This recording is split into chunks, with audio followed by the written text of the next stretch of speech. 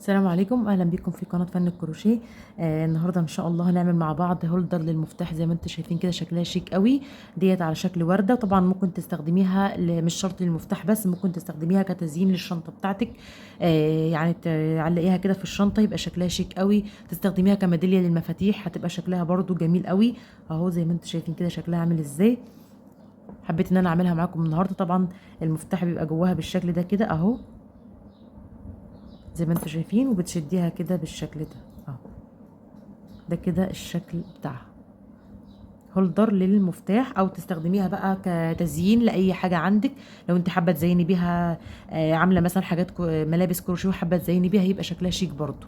ده كده شكلها اهوت زي ما انتم شايفين. هنبدا هنعملها مع بعض النهارده. يلا بقى نشوف هنستخدم لها ابره كام والخيوط اللي هنستخدمها لها. طبعا الخيوط اي خيوط متوفره عندك. وده كده شكلها اللي هنعمله بيها النهارده، شكلها شيك قوي. يلا بقى نشوف مع بعض هنعمل الغرزه بتاعتنا ازاي. بالنسبه للخيوط تقدري تستخدمي اي خيوط متوفره عندك او بواقي خيوط عندك هتعملي بيها. مفيش اي مشكله. والابره هستخدم لها ابره مقاس 3. اول حاجه هبدا باللون الاحمر، وهعمل عقده البدايه بالشكل ده كده. هعمل دايره سحريه الفها على ايدي بالشكل ده كده اهو، زي ما انتم شايفين اهو. وهدخل بالابره كده في الدايره السحريه اللي انا عملتها، واسحب خيط واقفلها بغرزه كده، اثبتها بالشكل ده كده. وهعمل فيها 6 غرز حشو اهو. هدخل في دي كده، هاخد سلسله كده ارتفاع، وهدخل فيها اعمل 6 غرز حشو. 2 3 4 5 6 بس كده. وهشد الفتله بالشكل ده كده، الخيط كده اهو زي ما انتم شايفين عشان اقفل معايا الدايره.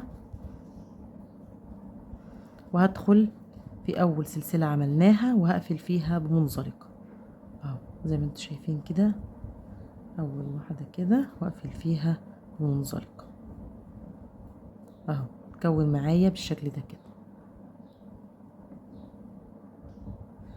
هنعمل ايه بقى تاني؟ هناخد سلسله ارتفاع بالشكل ده كده، وهندخل في كل الغرز اللي عندي هعمل فيها 2 غرزه حشو في نفس الغرزه. يعني ادخل في الغرزه دي كده اهو، اعمل فيها 2 غرزه حشو في نفس المكان اهو، واللي بعديها 2 غرزة حشو. يبقى بعمل في كل الغرز اللي عندي تزايد. كل غرزة من ال6 اللي انا عملتهم بعمل فيها 2 غرزة حشو في نفس الغرزة بالشكل ده كده. يبقى انا عملت اول دور 6 سلاسل، 6 غرز حشو، وبعد كده تاني دور عملت تزايد في كل الغرز اللي عندي 2 غرزة حشو اهو. في كل غرزة من الغرز 2 غرزة حشو. ودي كده اخر غرزة اهو. هيبقى عددهم 12 غرزة عشان خاطر التزايد اللي احنا عملناه. وبعد كده هندخل نقفل في اول غرزة حشو، هنقفل فيها بمنزلقة بالشكل ده كده. يبقى ده كده تاني دور. يبقى اول دور عملت 6 غرز حشو في الدايرة السحرية، وبعد كده عملت دور من التزايد، كل غرزة من ال6 عملنا فيها 2 غرزة حشو. بعد كده هنرتفع سلسلة وهندخل في نفس المكان اللي ارتفعنا فيه كده ونعمل غرزة حشو، واللي بعديها كمان هنعمل غرزة واحدة بس حشو، واللي بعديها هنعملها تزايد. يبقى الدور الثالث بنعمل 2 من غير تزايد وواحدة تزايد. يبقى بعمل كده 2 من غير تزايد، واللي بعديها بعمل فيها تزايد. ده كده الدور الثالث. غرزة، غرزتين حشو من غير تزايد، في غرزتين حشو عادي خالص. والغرزة التالتة بعملها 2 غرزة حشو في نفس المكان اهو. بعمل كده 2 حشو عادي، والتالتة بعملها تزايد 2 حشو في نفس الغرزة زي ما انتوا شايفين كده. وبتعدي بقى معاكي الغرز عشان خاطر العدد يطلع معاكي مظبوط. وطبعا لما تعديهم هيطلع معاكي 18 غرزة اهو. هدخل بقى في اول غرزه عملناها واقفل فيها بمنزلقه بالشكل ده كده، وهبدا ان انا ادخل اللون التاني اللون البامبا ده كده هدخله بقى في، هقص بقى الخيط ده كده وادخل اللون التاني. عملت عقدة البداية عادي خالص زي ما انتوا شايفين كده اهو، وهسحب الخيط كده بالشكل ده كده اهو، واشدهم بقى الاتنين معايا كده وارتفع سلسلة اهو زي ما انتوا شايفين الاتنين معايا تحت الخيط. واول مكان ارتفعنا فيه هندخل نعمل فيه غرزة حشو اهو، هاخدهم معايا بقى تحت ايه الغرز بالشكل ده كده اهو، وهدخل في اللي بعديها كمان غرزة حشو، وهدخل في التالتة اعمل فيها تزايد.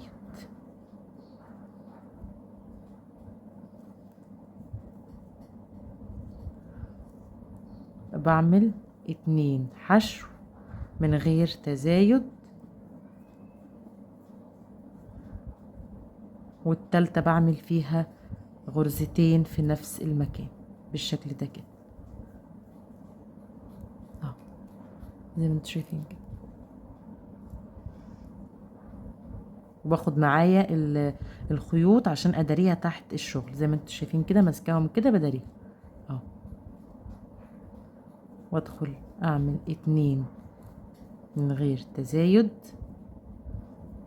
والتالتة بعملها فيها 2 في نفس المكان، يبقى بعمل 2 حشو عادي خالص من غير تزايد، والتالتة بعمل فيها 2 غرزة حشو في نفس المكان بالشكل ده كده زي ما انتوا شايفين. هكمل بقى الدور وارجع اوريكم الدور اللي جاي هنعمله ازاي. كده خلاص بقى هدخل في الغرزة دي كده واقفل فيها بمنزلقة بالشكل ده كده. هنبدأ بقى الدور اللي جاي، الدور هيبقى مختلف شوية، فهناخد ارتفاع سلسلة وهندخل في نفس المكان اللي ارتفعنا فيه ونعمل فيه نص عمود بلفة بالشكل ده كده اهو، وهنعمل الغرزتين اللي بعديهم هنعملهم عمود بلفة. هعمل 2، يبقى كده انا عملت واحدة نص عمود، هعمل 2 كمان عمود بلفة اهوت، عملت واحدة نص عمود وبعدين 2 عمود بلفة، وبعدين برجع اعمل غرزة كمان نص عمود زي ما انتوا شايفين كده اهو، وبعدين بقفل فيها بمنزلقة بالشكل ده كده اهو عشان يديني الشكل ده.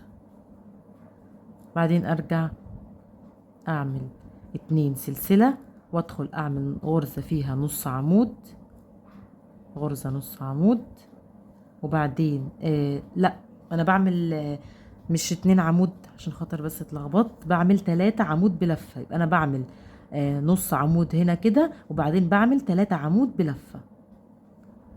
انا كنت عامله هنا ايه واحده نص عمود اهي و2 عمود بلفه، لا انت تعملي 3 عمود بلفه عشان تكبر معاكي الورده شويه، وبعدين ترجعي تعملي واحده نص عمود بالشكل ده كده، معلش بس اتلخبطت، وبعدين تدخلي في الغرزه اللي بعديها وتقفلي بمنزلقه اهو زي ما انتوا شايفين كده. بعدين ارجع ارتفع 2 سلسله والف الخيط على الابره وادخل في نفس المكان اعمل نص عمود اهو، وبعدين ارجع اعمل تاني 3 عمود بلفه، 3 عمود بلفه، 1 2 3 اهو، وبعدين اعمل كمان نص عمود واقفل بقى ايه بمنزلقة بالشكل ده كده اهو، تبدأ ايه تبان معايا لما اخلص. ارتفع 2 سلسلة، الف الخيط على الابرة، ادخل اعمل غرزة نص عمود، وبعمل اللي بعديها 3 عمود بلفة زي ما انتوا شايفين كده، 1 ادي التانية ادي التالتة كده كمان عمود بلفة اهو، وبعمل كمان واحدة نص عمود، وبعدين بقفل في اللي بعديها بمنزلقة بالشكل ده كده. بعمل 2 سلسلة في نفس المكان، ادخل اعمل نص عمود اهو زي ما انتوا شايفين، طبعا كل غرزة لوحدها ما بعملش 2 مع بعض في نفس المكان اهو كده 2، ادي التالتة كمان عمود بلفة، وبعدين واحدة نص عمود وبعدين بقفل في الغرزة اللي بعديها بمنزلقة اهو زي ما انتوا شايفين كده. بس هعمل دي معاكم 2 سلسلة، هدخل اعمل نص عمود وبعدين عمود بلفة 3 طبعا عمود بلفة اهو 3 وبعدين واحدة نص عمود، ويبقى كده احنا خلاص خلصنا الدور. وبدخل بقفل بقى اخر واحدة دي كده، بقفل فيها بمنزلقة بالشكل ده كده اهو. بس كده شايفين كده بقى شكلها بقى باين معايا ازاي اهو. الدور اللي بعديه بقى هيديها شكل تاني مختلف خالص، هنشوف بقى هنعمله ازاي. الدور اللي بعديه بقى هنعمل اللون الابيض، فهندخل بقى هنعمل ازاي الغرزة دي. هندخل في النص دي كده اهو، شايفين هنا كده، شايفين الحتة دي اللي احنا كنا بنعمل فيها المنزلقة، ايوه دي كده هندخل فيها من هنا كده، وهندخل لحد اللون اللي هو ايه الاحمر، هنجيبها من بداية اللون الاحمر وهنعدي بيها على ايه على ده كده، من هنا كده، من هنا كده من الغرزة اللي في النص دي كده. فهندخل فيها كده بالشكل ده ونبدأ نسحب خيط اهو. هاجي من هنا كده ادخل كده اسحب خيط بالشكل ده كده زي ما انتوا شايفين اهو، وارفعها لفوق كده علشان تعدي من على ده عشان تديني الشكل اللي انا عاوزاه اهو زي ما انتوا شايفين كده. بس وهدخل بقى اعمل غرزة حشو اهو، الغرزة اللي بعديها غرزة حشو واحدة بس،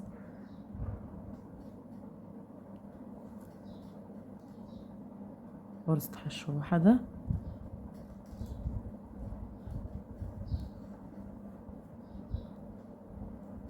اهوت بالشكل ده كده. وهدخل بقى في الغرز اللي عندي بعمل 2 غرزة حشو في نفس المكان اهو، بعمل 2 حشو بالشكل ده كده في الغرز اللي عندي 2، ودي كمان فيها 2 غرزة حشو، وبعدين الأخيرة بعمل فيها غرزة واحدة بس حشو اهو. وبرجع تاني شايفين بقى دول الاتنين اللي احنا كنا عاملينهم اللي هو في نفس الغرزة. باجي بقى من هنا كده من النص دي كده زي ما انتوا شايفين، بسحب خيط لفوق كده ارفعها كده بالشكل ده واقفلها بغرزة حشو كده بس. وبروح بقى على الغرزة اللي بعديها على طول اعمل فيها غرزة واحدة حشو، ببدأ الدور بواحدة حشو وبعد كده بعمل 2 حشو في كل الغرز، وفي الأخيرة بعمل فيها واحدة بس. يعني بعد ما برتفع الحشو اللي هي العميقة دي الحشو الطويلة دي، بعمل بعدها حشو واحدة وبعدين بعمل 2 حشو 2 حشو في نفس الغرزة 2 حشو في نفس الغرزة زي ما انتوا شايفين كده اهو، و2 حشو في دي كمان، والأخيرة بعمل فيها حشو واحدة بس. أيوة دي كده بعمل فيها حشو واحدة بس كده. وباجي بقى زي ما احنا كنا بنعمل قبل كده، زي ما عملناها قبل كده، باجي في النص دي كده واسحب خيط ارفعها لفوق كده واعملها حشو، واكمل بقى بالطريقه دي كده حشو غرزه حشو واحده بس في الاول، وبعد كده 2 حشو في نفس المكان، والاخيره بعملها حشو واحده بس اهو. شكلها شيك جدا وطريقتها سهله قوي يعني. بس كده دي كمان 2 والاخيره دي واحده بس، وهكمل بقى بالطريقه دي كده لحد ما اخلصها. ده كده شكلها. انا كده علمت بالعلامه الجزء اللي هيبقى مفتوح عندي عشان خاطر للمفتاح اهو، علمتها من هنا كده. باخد مثلا جزء من الورده كده وباجي من قبلها كده بحاجه بسيطه، ومن هنا برضو بروح جايه معلماها بالشكل ده كده زي ما انتم شايفين، وببقى قلبه الشكل بتاعي كده عشان خاطر بعد كده هقلبها لما اقفلها. بس كده باجي بقى من هنا كده اظبط عندي كده بالشكل ده اهو، وابدا ان انا باجي بقى بإبرة التنظيف بالشكل ده كده، وببدأ ان انا ايه اخد الغرزة دي مع دي كده واقفلها عشان اقفل معايا بالشكل ده كده اهو. باخد غرزة من هنا شايفين دي كده، باخدها قصادها بالشكل ده كده واقفلها. هقفل بقى كده وارجع اوريكم المكان اللي هنفتح اللي فيه الفتحة الصغيرة كده عشان خاطر تعملي منها المفتاح هرجع اوريكم هنعملها ازاي. بس طبعا التقفيل سهل جدا بإبرة التنظيف، وتبدأي ان انت ايه تقفلي غرزة مع غرزة اهو. بس كده هقفلها وارجع اوريكم بقى. باجي بقى من النص هنا كده بالظبط كده زي ما انتوا شايفين، عشان خاطر اعمل الفتحة بتاعتي اللي انا هعمل منها المفتاح. فبعد من هنا كده 2 سلسلة. باجي بقى زي ما انتوا شايفين كده من ورا كده اهو، بدخل بالإبرة كده اهو. بس كده بس، وتسحبي بقى كده بالشكل ده، وتسيبي بقى الاتنين سلسلة اللي انت هتسيبيهم، الاتنين اللي هو فيهم الفتحة الصغيرة دي، وتيجي بقى من هنا كده وتقفلي بالشكل ده كده اهو. بس كده، وده كده طريقة الفتحة الصغيرة اللي من فوق اهو. بعد كده بقى بتبقى مظبوطة معاكي وبقى شكلها كده. هكمل بقى التقفيل كله وارجع اوريكم الشكل النهائي. بعد ما بتخلصي بقى بالشكل ده كده بتقلبيها كده علشان خاطر على الشكل اللي هو فيه اهو. زي ما انتوا شايفين كده شكلها عامل ازاي، شكلها شيك قوي. تستخدميها طبعا، ممكن تزيني بيها الشنطة بتاعتك او اي حاجة انت حابة تعمليها اهو.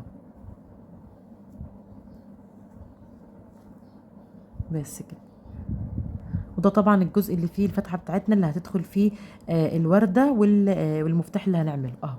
دي كده بتاعتنا في النص بالظبط كده. هوريكم بقى هنعملها ازاي. الوردة دي انا كنت عاملاها من قبل الفيديو. هاجي هنا كده، طبعا طريقتها سهلة اه، ولو حابين ان انا اعملها لكم اعملها لكم في فيديو تاني. هدخل كده واسحب خيط اللي هو اللون الابيض، وابدا ان انا ارتفع 22 سلسلة اهو. هقفلها بالشكل ده كده وهعمل 22 سلسلة.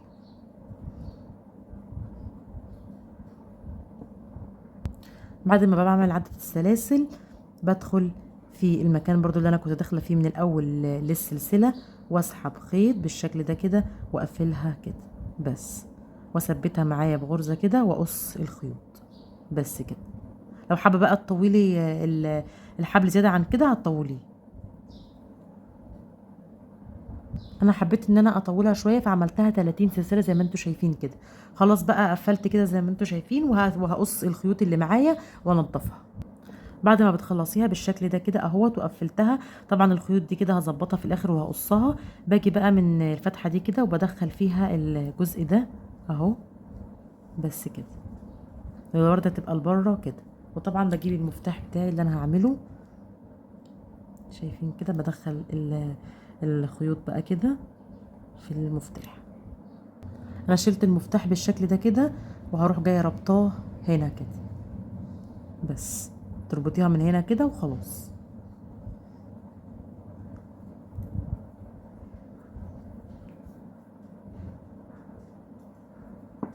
تربطيها بقى ربطة كده في دي. بس كده عشان خاطر ايه، بدل ما تدخلي البتاع دي. شايفين كده ده الشكل النهائي ليها. طبعا انت زي ما انت حابه بقى المفتاح بتعمليه. انا ربطتها كده بالشكل ده وعملتها في الدايره دي زي ما انتوا شايفين كده اهو، وربطتها الاول اهو زي ما انتوا شايفين كده. تشديها كده المفتاح يدخل لجوه اهو. ده كده شكلها النهائي. طبعا كده بتعملي المفتاح منها كده وبترجعي تعمليها زي ما انتوا شايفين كده اهو.